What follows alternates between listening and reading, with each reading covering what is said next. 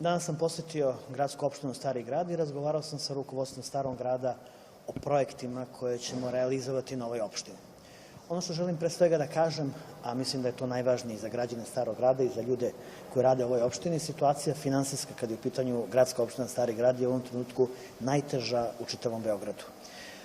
Ovde već nekoliko meseci, već 2 meseca, gradska opština Stari grad pozajmljuje novac za plate, jer je novac, nažalost, potrošen na neke druge projekte, tako da bez pomoći grada ova opština ne bi bila u stanju da isplati plate do kraja godine.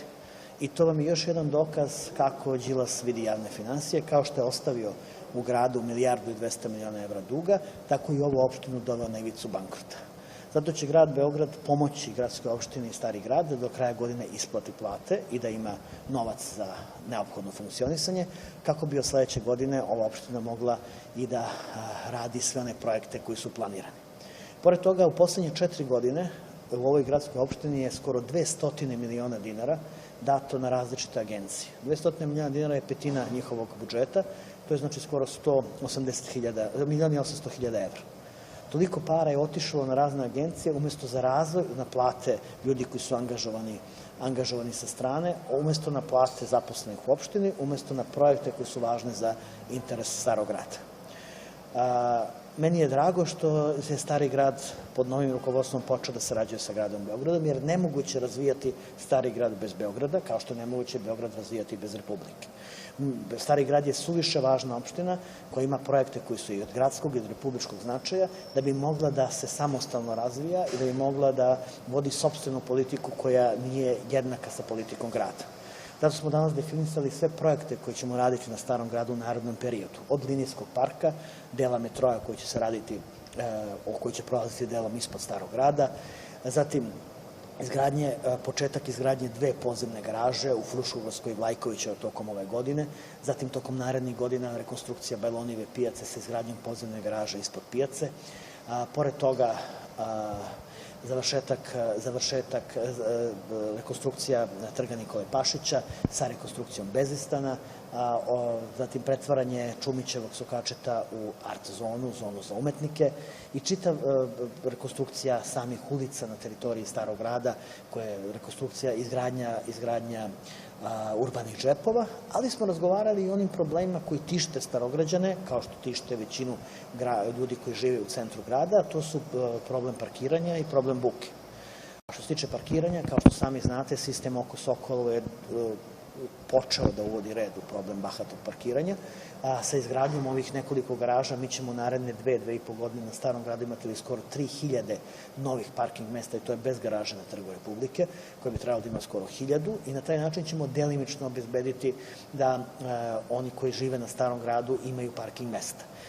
Pored toga krećemo sa projektom uvođenja parking senzora koji treba da omoguće građanima da lakše mogu da nađu mesto za parkiranje, a što se same buke tiče, obavestio sam ih o naporima koji ulaže grad, o izmenama zakona koji smo inicirali, o tome da čekamo da izbor nove vlade kako bismo nastavili sa tim projektom, izmena zakona o buci, izmena zakona o komunalnoj miliciji i kao što sam rekao, mi ćemo najkasnije do 1. juna sledeće godine imati potpuno jedan nov sistem u kome će svaki komunalni milicioner i komunalni inspektor moći da meračem buke na licu mesta kazni onoga ko emituje buku koja je veća od dozvoljene. Trenutno radimo akustične zone na teritoriji grada gde se prvo mere izvori buke, jer nije samo izvor buke ugostiteljski objekat, mogu da budu i drugi.